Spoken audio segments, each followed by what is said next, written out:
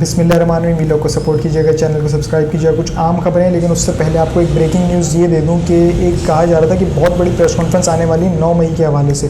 تو وہ press conference تو نہیں آئی, لیکن ہاں ایک شو میں شرکت ضرور کی ہے. وہ ہے عثمان ڈار صاحب, عمران خان صاحب کے قریبی ساتھی. عثمان ڈار صاحب نے کچھ اہم انکشافات کیے ہیں 9 مئی کے حوالے سے. اس چیز پہ میں تفصیل سے بات کروں گا تھوڑا سا آگے جا کے, لیکن اس سے پہلے میں آیا ہوں خان صاحب کی جو برتھ ڈے ہے 71ویں سالگرہ, اس میں تھوڑی سی آپ کو چیزیں بتا دوں, کیونکہ جب میں یہ باتیں کروں گا نا تو اس سے بالکل لنک کریں گی. عثمان ڈار صاحب نے جو ایلیگیشنز لگائے ہیں, ایون کہ اس سے پہلے جتنے بھی آئے پریس کانفرنس کرنے, انہوں نے جو ایلیگیشنز لگائے ہیں وہ اس سے کہیں نہ کہیں لنک کرتی ہیں. اب یہ میں نہیں کہہ رہا, یہ وہی چیزیں ہیں جو خان صاحب نے کہی اور خان صاحب نے وہ کر کے بھی دکھایا. عمران خان صاحب لاہور میں 5 اکتوبر 1952 میں پیدا ہوئے اور انہوں نے اپنی تعلیم بھی وہیں لاہور میں حاصل کی ہے. ہاں, لیکن انہوں نے اپنی گریجویشنز جو ہے وہ پولیٹیکل سائنس اور اکنامکس وہ انہوں نے حاصل کی تھی آکسفورڈ یونیورسٹی سے. اب میں آ جاتا ہوں اس کے اوپر جو خان صاحب نے کہا وہ کر کے بھی دکھایا اور وہ ہوا بھی. اس نے کہا کہ کرکٹر بنوں گا, بنا. پھر اس نے کہا کہ بیسٹ آل راؤنڈر بنوں گا, بنا. پھر اس نے کہا کہ کھیل میں نیوٹرل امپائر لے کر آؤں گا, لے کر آیا. پھر اس نے کہا کہ ورلڈ کپ جیتوں گا, جیتا. اس نے کہا کہ دنیا کا بہترین کینسر ہاسپٹل بناؤں گا, بنایا شوکت خانم. اس نے کہا کہ بنجر زمین پہ غریبوں کے لیے یونیورسٹی بناؤں گا, بنائی. اور جہاں پر پاکستان سمیت دنیا بھر سے لوگ آئیں گے, آئے, نمل یونیورسٹی. اس نے کہا کہ پاکستان کی سب سے بڑی پارٹی بناؤں گا, بنائی. تحریک انصاف نام تھا, اب وہ ہے PTI, پاکستان تحریک انصاف. اس نے کہا میں ان پہاڑیوں پر اور اس جنگل میں اپنے گھر بناؤں گا, بنایا, بنی گالا.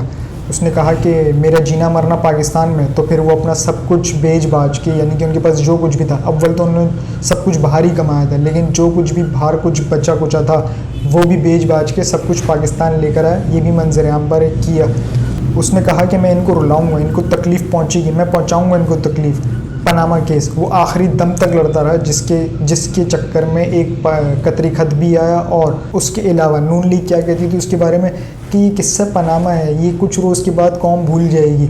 پھر اس پر عمران خان صاحب نے کہا تھا بے شرم, یہ تمہارے باپ کا پیسہ ہے. اور اس چیز کو کنٹینیو کرتے ہوئے انہوں نے کہا تھا میں ان کو رلاؤں گا, ان کو تکلیف پہنچے گی اور میں پہنچاؤں گا ان کو تکلیف. اور انہوں نے تکلیف پہنچائی, وہ اس طرح سے پہنچائی کہ اس کیس کو آخری دم تک لے کر چلے جب تک اس کا فیصلہ نہ سنا دیا گیا ہو. اور فیصلہ سنایا گیا, سزا بھی سنائی گئی.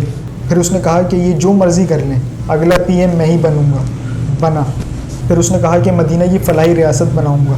اس نے آغاز کیا, یعنی صحت کارڈ, کوئی بھوکا نہ سوئے پروگرام, پناہ گاہیں, اس طرح کی بے شمار چیزیں ہیں جو آئیں, منظر عام پر آئیں. لیکن پھر اس نے کہا کہ جب میں ان چور ڈاکوؤں پہ ہاتھ ڈالوں گا نا تو یہ سب اکٹھے ہو جائیں گے.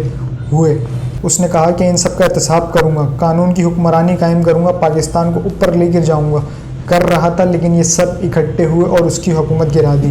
وہ خاموشی سے اپنی ڈائری اٹھا کے PM ہاؤس سے نکلا اور رکا, پیچھے مڑا, مسکراتے ہوئے کہا کہ کوئی رہ تو نہیں گیا جو میرے خلاف نہ ہو. اس کے بعد وہ چل دیا. لیکن جب وہ گیا اسی دن پورا پاکستان باہر نکل آیا, اسے یہ بتانے کے لیے, اسے یہ دکھانے کے لیے کہ وہ اکیلا نہیں رہا, یہ پوری قوم پاکستان اس کے ساتھ کھڑا ہے. پھر اس نے کہا کہ مجھ پر قاتلانہ حملہ ہوا جو اس کی ٹانگ پر گولیاں لگی. پھر اس نے کہا کہ یہ لندن پلان کا حصہ ہے کہ کچھ بھی کرو اس کو بس جیل میں ڈالو. ہوا. آج وہ شخص جیل میں ہی ہے, اور جب آج اسے کہا جا رہا ہے کہ ڈیل کر لو تو پھر پیچھے چلے جائیں واپسی, یعنی کہ جہاں سے ہم نے سٹارٹ کیا تھا, آغاز کیا تھا, وہیں پر ہی چلے جائیں. تو اس نے کہا تھا میرا تو جینا مرنا پاکستان میں ہی ہے, میرا تو باہر کچھ بھی نہیں ہے, نہ گھر ہے, نہ جائیداد ہے, نہ پیسہ ہے, تو میں کہاں جاؤں گا, میں کہاں رہوں گا, میرا تو ملک ہی یہی ہے, میں تو یہیں رہوں گا, یہیں مروں گا. تو جو ڈیل کر رہے ہیں ان کے لیے واضح پیغام ہے. پھر اس نے کہا کہ یہ سب مجھے الیکشن سے دور رکھنا چاہتے ہیں. ہوا. آپ کے سامنے ہی ہے, پنجاب KP کے الیکشن کے آپ کے سامنے ہی ہے. تو یہ تھوڑی سی ایک مختصر سا احوال تھا جو اس نے کہا, وہ ہوا. اب آ جاتا ہوں میں ذرا عثمان ڈار صاحب پہ, جو یعنی کہ لگ بھگ کوئی 44 دن تک لاپتہ رہنے کے بعد ایک دم سے پیش ہوتے ہیں, یعنی کہ انہیں بازیاب نہیں کرایا گیا. اگر تو یہ غائب ہوئے تھے تو کچھ نہ کچھ تو کرنا چاہیے تھا نا, بازیاب ہوتے یا پھر کوئی عدالت حکم جاری کرتی. یہ ایک دنیا کا واحد ایسا کیس ہے, دنیا میں ہی بولوں گا میں, کہ جس میں ہم نے دیکھا ہے کہ پرویز الہی صاحب کے یہ لوگ بھیک مانگتے رہ گئے کہ بھائی انہیں رہا کر دیں, وہ رہا کرتے ہیں, پھر اٹھا لیتے ہیں. یہاں الٹا ہی ہو گیا. یہاں ایسا الٹا ہوا کہ عثمان ڈار صاحب راتوں رات باہر بھی آ گئے اور انہوں نے ایک شو میں حصہ بھی لے لیا کامران شاہد صاحب دنیا نیوز پہ، اور ان کو انٹرویو بھی دے دی. 8 بجے ان کا انٹرویو نشر ہوا ہے. تو اس میں انہوں نے کچھ انکشافات کیے ہیں 9 مئی کے حوالے سے کہ 9 مئی کا ماسٹر مائنڈ عمران خان ہے. یہ انہوں نے کہا ان کے الفاظ ہیں. اور یہ جو جتنے بھی ریاست مخالف نعرے نا، یہ عمران خان اس کی حمایت کرتے تھے. اور اس میں چند نام بھی انہوں نے لیے ہیں کہ کون کون اس ریاست مخالف نعروں کا اور ماسٹر مائنڈ ان کے پیچھے کون تھا. انہوں نے عمران خان صاحب کا تو نام لیا ہے، اس میں اعظم سعودی کا بھی نام انہوں نے لیا ہے، مراد سعید کا بھی نام انہوں نے لیا ہے. لیکن اب بات گھوم پھر کے وہیں آ جاتی ہے جو میں نے آپ کو کہا تھا کہ میں تھوڑا آگے چل کے اس کے بارے میں بتاؤں گا. تھوڑا سا میں اس کو پیچھے لے کر آ رہا ہوں. جب یہ گرفتار نہیں ہوئے تھے، گرفتار ہونے سے ان کے کوئی 3 سے 4 روز پہلے ایک ویڈیو پیغام آتا ہے. اس ویڈیو پیغام میں یہ بہت مایوس نظر آ رہے تھے، بہت پریشان نظر آ رہے تھے. ان کی حالت سے پتہ چل رہا تھا. اور انہوں نے کیا کہا کہ میں تھک گیا ہوں، میں بہت پریشان ہوں. پھر انہوں نے ایک الفاظ اور کہے تھے، اور وہ الفاظ یہ تھے کہ میں سب کچھ کرنے کے لیے تیار ہوں. یاد ہے وہ الفاظ آپ کو؟ میں سب کچھ کرنے کے لیے تیار ہوں، بس شرط یہ ہے کہ میں گرفتاری دوں گا اور سب کچھ قانون کے مطابق ہی ہو. اس میں یہ الفاظ تھے. اگر یاد نہیں ہے تو جا کے ذرا چیک کریے گا. ان کا ویڈیو پیغام جو آیا تھا میرے پاس فی الوقت موجود نہیں ہے، کیونکہ یہ ایک دم سے جب میں ویلاگ ریکارڈ کر رہا تھا تو یہ بریکنگ چلی ہے، تو میں نے آپ کے ساتھ شیئر کی ہے. اگر یہ مجھے تھوڑی دیر پہلے پتہ ہوتا تو میں آپ کے ساتھ یقیناً وہ ان کی ریکارڈنگ پچھلی والی شیئر آپ کے ساتھ ضرور کرتا. اب انہوں نے تو پہلے ہی واضح کر دیا تھا. اب اگر ہم اس ویڈیو میسیج کو اٹھا لیں اور آج کی اسٹیٹمنٹ کو اٹھا لیں تو دونوں میں ایک نظر آتا ہے کہ جو انہوں نے کہا تھا تقریباً انہوں نے وہی کیا ہے کہ ہاں میں سب کچھ کرنے کو تیار ہوں، کر دیا. کہ ہاں جو آپ جو بولیں گے وہ میں کروں گا، کر دیا. اب تو پھر پیچھے بچا گیا. اب یقیناً میں نے اس میں ایک ویلاگ، اپنے پرانے ویلاگ میں جب یہ عثمان ڈار صاحب گرفتار ہوئے تھے، اغوا ہوئے تھے، اس دن میں نے ایک چیز کہی تھی، اور وہ یہی کہی تھی کہ عثمان ڈار صاحب کی فیملی کو نا کسی لائر کی ضرورت نہیں، نہ کسی جج کی ضرورت ہے، نہ کسی لائر کی ضرورت ہے.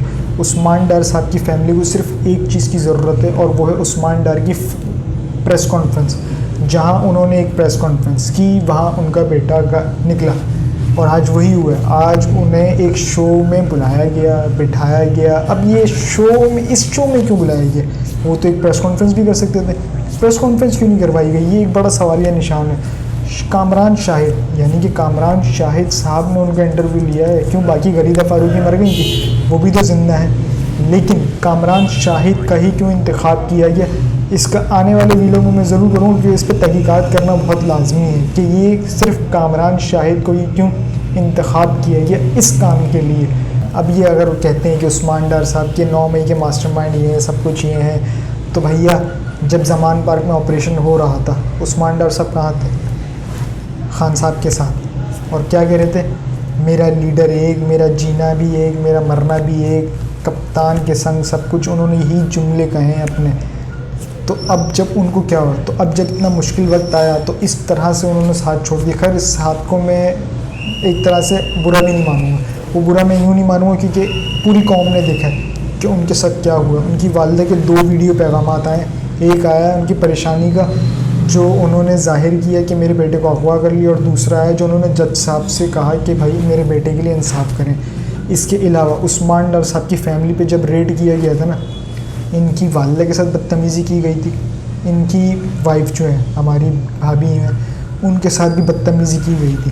اگر آپ وہ فوٹیج دیکھیں تو آپ کو پتہ چلے کہ کس طرح سے گھر کی خواتین کے ساتھ بدتمیزی کی گئی ہے. اب اگر کوئی گھر کی خواتین کی عزت کی خاطر، اپنے بچے بیٹیوں کی عزت کی خاطر، اپنے کاروبار کی عزت کی خاطر اگر وہ کوئی پیچھے ہو رہا ہے اور اس طرح کا اسٹیپ اٹھا رہا ہے تو میں اسے غلط نہیں سمجھوں گا. میں عثمان ڈار صاحب کو غلط نہیں سمجھ رہا، میں یہ نہیں کہہ رہا. حالانکہ دیکھا جائے تو مشکل وقت سب پر آیا، نواز شریف صاحب پر بھی آیا، آصف زرداری صاحب پر بھی ہے، لیکن اس جیسا مشکل وقت نہیں آیا. کیا کسی کی بہن بیٹیاں مائیں غیر محفوظ تھیں؟ نہیں. کیا کسی کا کاروبار غیر محفوظ تھا؟ نہیں. کیا کسی کی جان و مال غیر محفوظ تھا؟ نہیں. لیکن اس بار ہے سب کچھ غیر محفوظ ہے. چادر اور چار دیواری کی پامالی کی گئی، کس طرح سے ہم نے دیکھا ہے، ماضی میں بھی دیکھا ہے. اور اب تھوڑی سی چیزیں میں آپ کے ساتھ عثمان ڈار کی ویسی شیئر کر دیتا ہوں، کوٹ ٹو کوٹ جو انہوں نے کہے ہیں وہ الفاظ آپ کے ساتھ شیئر کر دیتا ہوں. 9 مئی کے واقعات کی planning chairman P T I کی زیر صدارت زمان پارک میں ہوئی. چیئرمین پی ٹی آئی کی گرفتاری کی صورت میں حساس تنصیبات کو نشانہ بنانے کی ہدایت دی گئی، یعنی کہ چیئرمین صاحب کی طرف سے ہدایت دی گئی بقول ان کے. अक्टूबर 2022 में लॉन्ग मार्च जनरल आसिम मुनीर की बतौर आर्मी चीफ तैनाती रोकने के लिए की है। 9 मई हमलों का मकसद फ़ौज पर दबाव डालकर जनरल आसिम मुनीर को ओहदे से हटाना था। चेयरमैन पीटीआई ने गिरफ्तारी से बचने के लिए वर्कर्स की जहन साजी की। जुडिशल कॉम्प्लेक्स इस्लामाबाद और जमान पार्क में जो कुछ हुआ उसकी जहन साजी का नतीजा था। हसास तनसीबात को निशाना बनाने की हिदायत खुद चेयरमैन पीटीआई ने दी। ये थे उस्मान डार साहब। तो जुडिशल कॉम्प्लेक्स का और ये जितने भी इन्होंने कहा है कि जमान पार्क में, तो खान साहब ने तो कभी इसकी हिमायत नहीं की, उल्टा उनको रोका पुलिस वालों को कि भाई खुदारा ये शेलिंग वगैरह ना करो, मुझे गिरफ़्तार करना ना, मैं वैसे ही आ रहा हूँ। खान साहब अपनी गिरफ़्तारी देने के लिए निकल रहे थे कि कारकुन उनकी ढाल बना ली और उनको घर से निकलने नहीं दिए। उन्होंने कहा खान साहब ये आपको जान से मार देंगे। और अब जो ये स्टेटमेंट्स आ रही हैं ना, ये जितनी भी स्टेटमेंट्स आ रही हैं, प्रेस कॉन्फ्रेंसेस आ रही हैं, ये एक रिकॉर्ड किया जा रहा है। अब उस्मान डार साहब में ये भी एक रिकॉर्ड का हिस्सा है। इसमें क्या है, इसमें क्या होगा, सिर्फ़ और सिर्फ चेयरमैन तहरीक इंसाफ के लिए कैपिटल पनिशमेंट। कैपिटल पनिशमेंट का मतलब आपको पता है? कैपिटल पनिशमेंट का मतलब ये है उम्र कैद या फिर उसकी क्लासेस होती हैं, क्लास ए क्लास बी।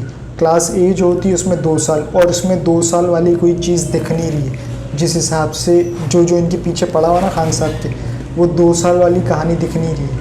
इसमें जो क्लास दिख रही है वो क्लास बी दिख रही है, जिसमें है उम्र कैद की सज़ा और एक सज़ाए मौत, अगर तो बहुत ही कुछ संगीन है। तो इस तरह की पनिशमेंट की तरफ ये मामले को लेके जा रहे हैं कि बस कुछ भी करो, इमरान खान साहब को जेल में डालो। अब जो मैंने शुरू में आपसे कहा था कि मैं पहले खान साहब ने जो कहे हैं वो अल्फाज दोहरा दूँ, उसके बाद आप इसकी कड़ियों को मिलाइएगा, ये किस तरह से आपस में मैच करेंगे। इसीलिए पहले मैंने खान साहब के हवाले से बताई जो उन्होंने पहले कहा था, और अब इख्तिताम मैं इस पे कर रहा हूँ जो ये हो रहा है। खबरें तो बहुत सारी आपके साथ शेयर करनी थी, लेकिन वीडियो का ड्यूरेशन कुछ बड़ा हो जाएगा। अगले वीडियो में मैं ज़रूर आपके साथ शेयर करूँगा। अब तक के लिए इतना ही जी। अपना और इस चैनल का ख्याल रखिएगा, चैनल को सब्सक्राइब ज़रूर कीजिएगा। अल्लाह हाफिज़।